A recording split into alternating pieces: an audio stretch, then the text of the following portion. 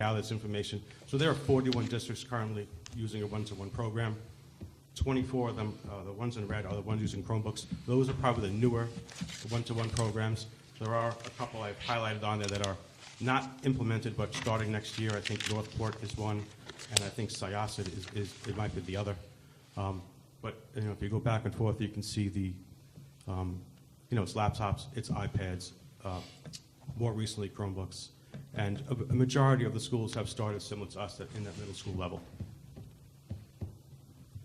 So that's it. That was long enough, I think. Any questions? Any questions? No?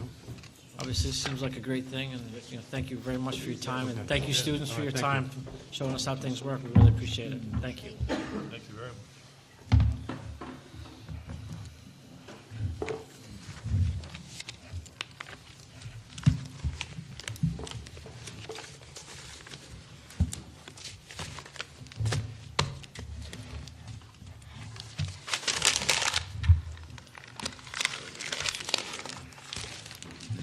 Votes and resolutions. Okay, votes and resolutions. Approval of the minutes from December 8th. Anybody have any questions on the minutes from December 8th? Can we vote on those? We can? I think everybody was there but Jack, right?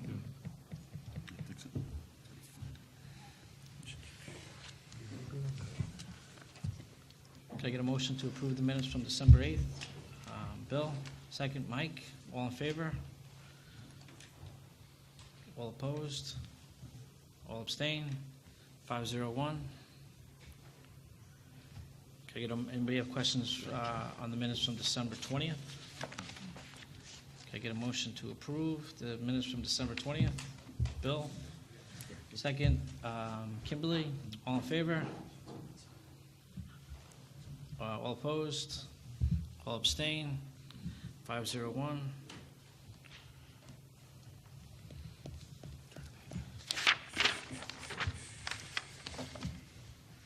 Okay, resolutions. Anybody have any questions on the resolutions? Okay, if we take them as a block? Okay, can I get a motion to approve Resolution 1617-140 through 1617-149? Can I get a motion? Mike Pacito, can I get a second? Mike Lewis, all in favor?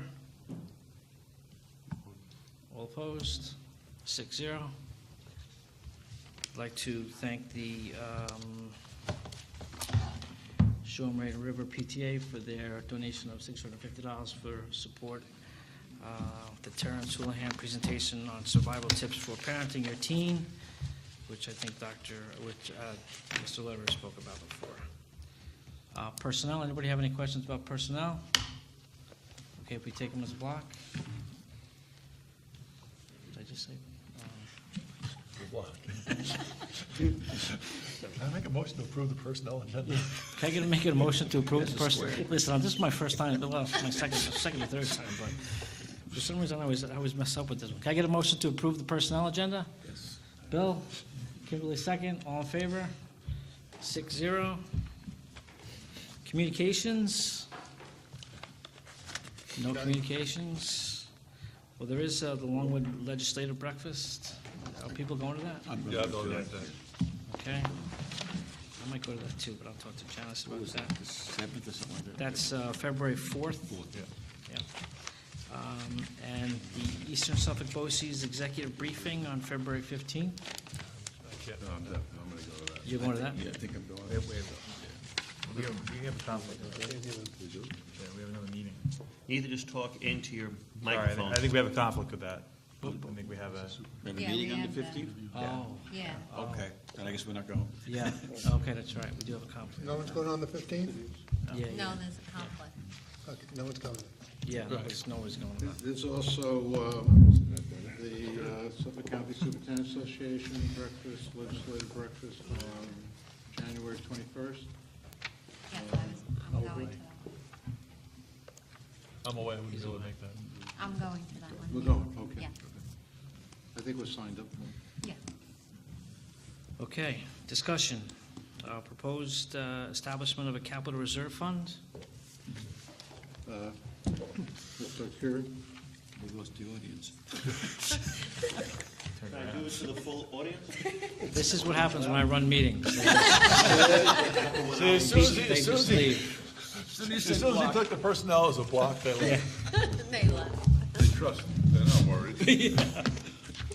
Thanks, Jack, I appreciate that. Okay, tonight, I am here to discuss the possibilities of establishing a capital reserve for the district. I think it's important to point out that when the bond committee started the work on the bond, there was a list of projects needing attention totaling approximately $98 million. When the bond was finally finalized, the voters approved a bond totaling $48.5 million. So there's still a substantive amount of work, whether it's the full 50 million, whether it's half of the 50 million, there is still parts of the district that should see some capital attention. The latest building condition survey listed $55 million worth of work to be accomplished over the next 5 years. That was the recommendation of the outside companies who performed the building condition survey. That building condition survey is required by the state education department to be finalized once every 5 years. The board approved the survey in November of 2016.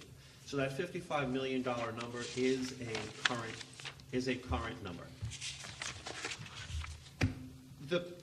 The thought about a capital reserve pertains to the work that we still feel needs to be accomplished, that we would want to begin to set aside money for in order to, at some point in the future, go out to the voters and ask them permission to use the money.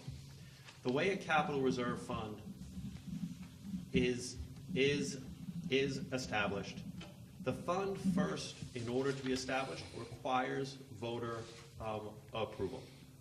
So the thinking here is on the May 2017 ballot, along with the 17-18 budget, there would be proposition number 2 that would be asking the voters to approve the establishment of a capital reserve. As part of that approval process, we are required to include in the proposition language the ultimate amount that we plan on funding the capital reserve. Basically an up to value. What would the probable term be? Most districts use a 10-year term. What is the source of funding and how often could it be funded? I had included as part of the backup some resolutions previously used.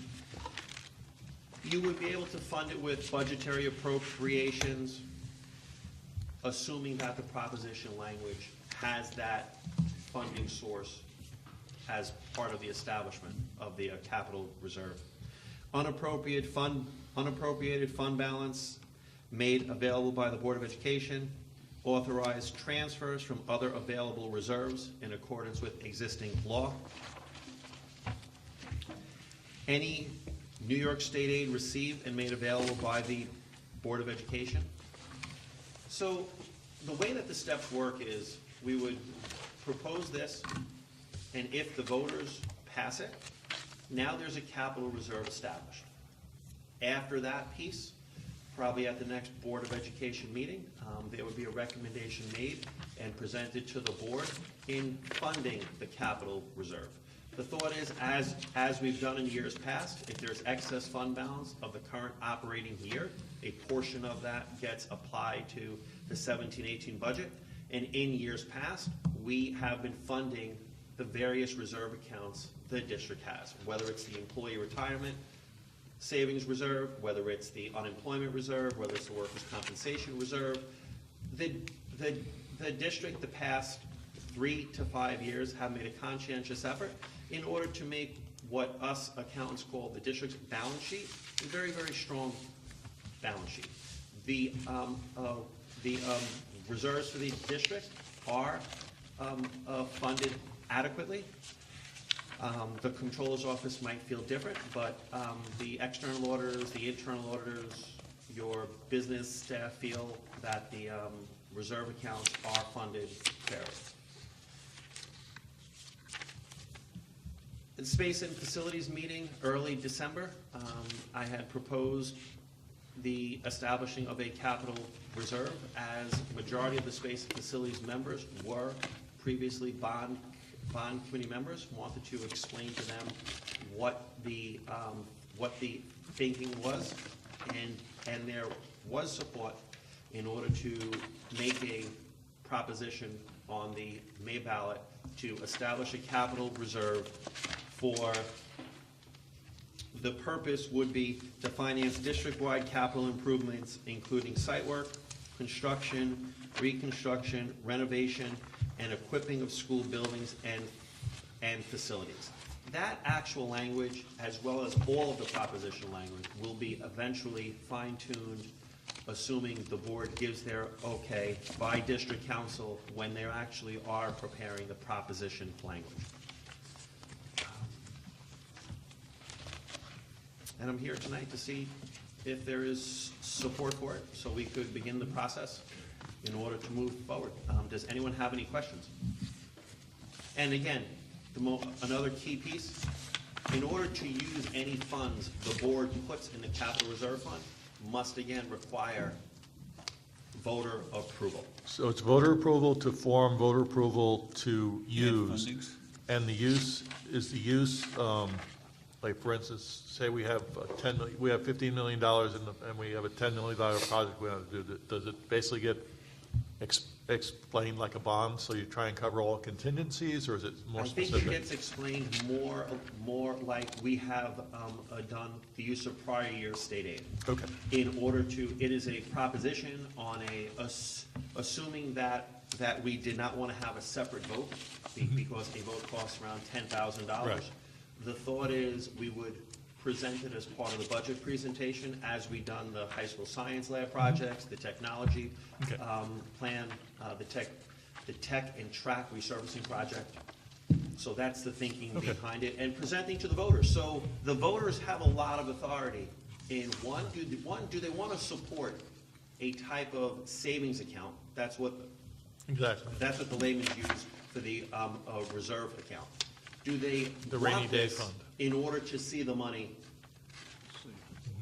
Number one. Number two, the Board of Education has the ability to fund it based on the funding sources outlined in what the voters approved as part of the proposition language. So now the board puts the funding in it. We just cannot go and spend it without, again, going out to the voters, asking for voter permission, and seeing that we have received over 80% support for a $48.5 million bond. In every proposition to date relating to capital, the voters have always supported in excess of 70%. I think there's a lot of trust here to know the voters come out as well as the presentation. Sorry. These projects will be aidable Yes, sir. at the going rate. They should be, yes, all of them. So again, a small return on the The expense, projects related. eventually. The projects related to the capital reserve, think of anything that would be eligible to be included as part of a bond. That was a very good point. So it's any material capital project. You aren't doing this for a $20,000 door. You're Right. doing this to set money aside to go with a bigger project, whether it's just say air conditioning the entire high school. Things like that. Or a renovation to the whole high school cafeteria. So you would still have your annual capital projects built within the could still bond? keep, yes. Built within the budget? Yes. And those are smaller in scope, because the money for those projects does not require us to gather a large sum of money that would actually push the expenditure budget to a very large expenditure.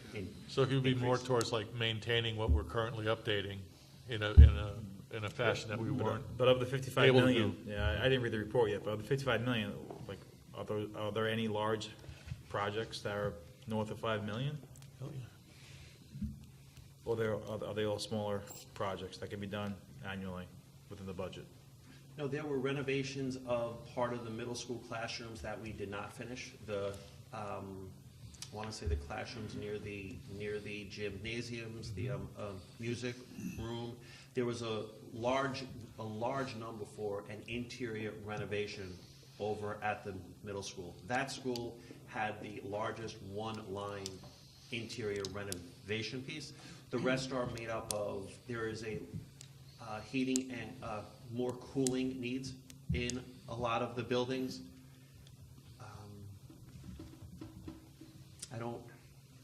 I did not bring that tonight, sorry. Sorry. So tonight is mainly, is there support to prepare proposition language and present it to the voters in order for them to vote on the establishing of a capital reserve? I definitely would That'd be in support favor of that. it. Because I think we also have to consider what we put in the newspaper as part of the public notice for the upcoming vote. Yep. This would be part of that process too. This would be, it's going to be part of all of the future budget presentations. Just like we have done for all of the propositions, we will include it, we will explain what the purpose of it is, a list of the current thinking of what we're looking to set money aside for in order to do a repair. Okay? Any other questions? Yeah, I just wanted to ask you, Sure. This is for planned projects, but in the unlikely and rare event that we have a catastrophic failure of some system, this won't cover any kind of emergency capital. You could do this because the language, depending upon how, if it's a construction, reconstruction type project, you could, in theory, go out for voter approval. It takes about 90 days from beginning to end. Yeah. But if it's, God forbid, any type of a catastrophe like that, insurance should definitely cover. Insurance should hopefully. So we have no need for emergency repair fund or capital. What you do have, let's say there is a catastrophe that isn't covered by insurance, you as the Board of Education have the ability to declare an emergency expenditure needed and go into your fund balance, your 4% fund balance. Right. And that's an option too. That, you don't have to wait your 90 days for. If it meets the criteria of an emergency expenditure, whether it's for casualty, whether it's for a catastrophe, or as our budgets get tighter inside of the future, where the contingency money within your operating budget gets tighter. You take, for instance,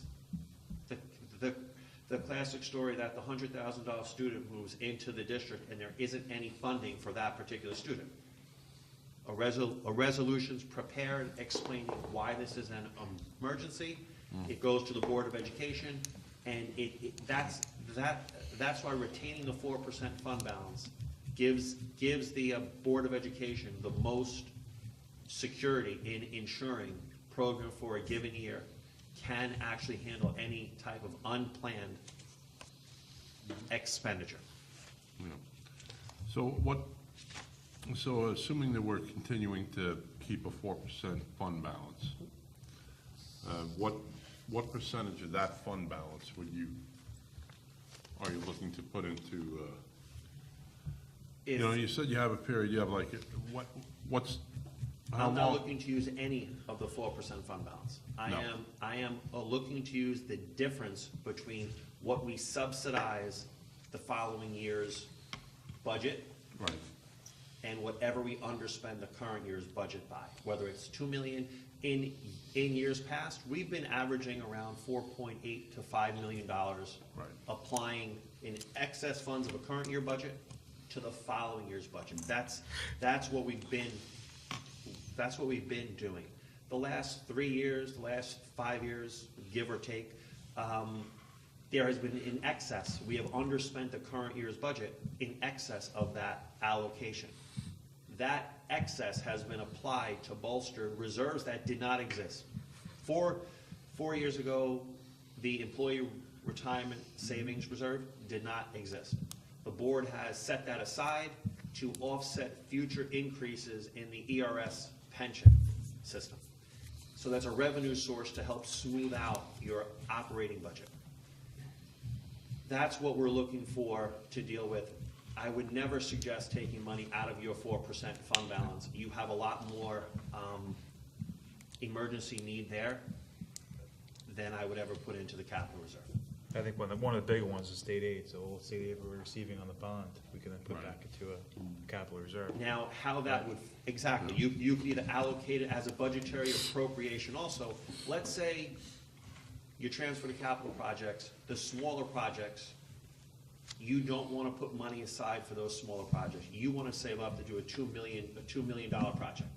So for the next 4 budgets, as opposed to transfer to capital fund, it would say transfer to capital reserve fund. So you put your 500,000 budgetary appropriation in it for the next 4 years, then go out with a proposition inside that 5th year to spend that $2 million, always asking for voter approval. It is important to keep in mind the transfer to capital line, we are asking for voter approval. We actually list those projects as part of the budget process. So the voters, by virtue of passing the budget, are approving those line-by-line projects. That is critical because state education department will not even allow us to apply for a building permit with them. If I can't prove to them during the budget cycle, during the budget newsletter mailing, that it was included, so there was awareness and full transparency. Thank you. Thank you.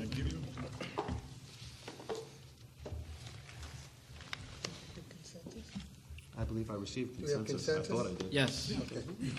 Want to raise your hands? We can do that too. No, I No, just wanted to make sure. the district clerk pro tem asked. All right, the next discussion item is the proposed resolution already opposing the confirmation of Betsy DeVoe as Secretary to Education. What's everybody's thought on this? I read their commentary, and I don't know the individual by any real value, but I have a problem if they're putting that person in charge of education and has no background in it. It kind of doesn't make any sense. Better than having John King there. He's got a Well, background. Well, I understand what you're saying, but at the same time, it might be asking someone who really isn't too sure what they may be getting themselves involved in. I say we stay He's also clear. an advocate I for agree charter with Jack. schools, I don't think it's our place. which, saps revenues from the public school sector.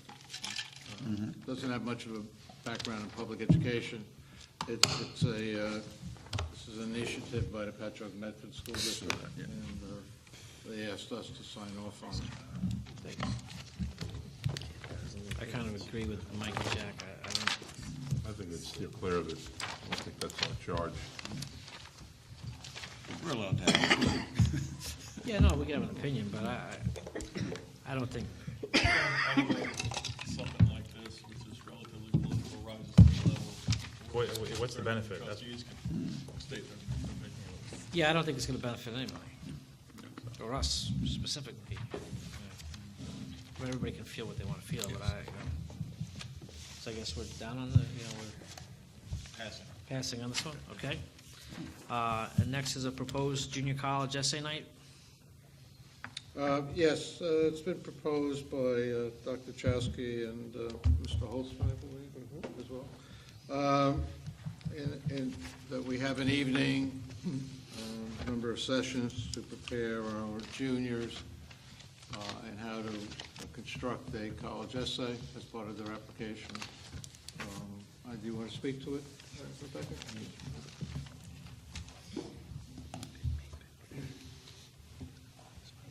Thank you for the opportunity. Mr. Holtzman and I have been working very hard on an equity and access approach to 12th grade. We've been revising a great deal. And as part of that, we would like to propose a junior college essay night to cut down on the stress for parents and also for kids. So kids who are in their junior year in the spring would have the opportunity to be introduced to the Common App, which most people use, for that essay, go through with our current senior teachers, get an idea of what they need to have for a discussion point or major themes, what they need to approach this, and tips, things, models, things to avoid. And then it would just give people an opportunity for the summer to get a jump on this, so when they come into September and actually start the college essay unit in 12th grade, that they can start with a little more calm.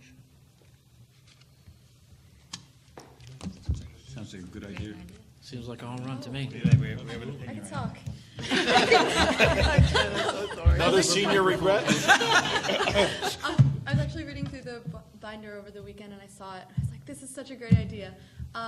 I know that I did my essay over the summer, but I did have a lot of friends who waited even till break, and that's when they were doing their essay and they weren't sure. And like even when I started, I wasn't really sure what I should write. And a lot of people are really confused about it. They just like don't know how to start the college application process. So I was reading over this and it said like it would give you timelines and stuff, and I think that's a great idea. Thank you. It's part of, as I said, the overall. We also have 2 other initiatives. We wrote to you an update. We brought in method test prep, rolled it out through the classes in conjunction with guidance. So the entire high school has this access and we practice, because we want to give the opportunity for people who can't afford a private tutor for ACT and for SAT. And also, Mr. Stork, who is our new English teacher, one of our new English teachers, is doing a great job, and he's incorporated a scholarship unit in the composition class where kids researched and then actually applied for a scholarship as well. So thank you. Thank you. Thank you. Thank you. All right, statements from residents. There's many waiting to be spoken, I'm sure. Before we end, I'd like to thank Jennifer Yes, I Searing agree. for all her hard work with us. Today is our last meeting.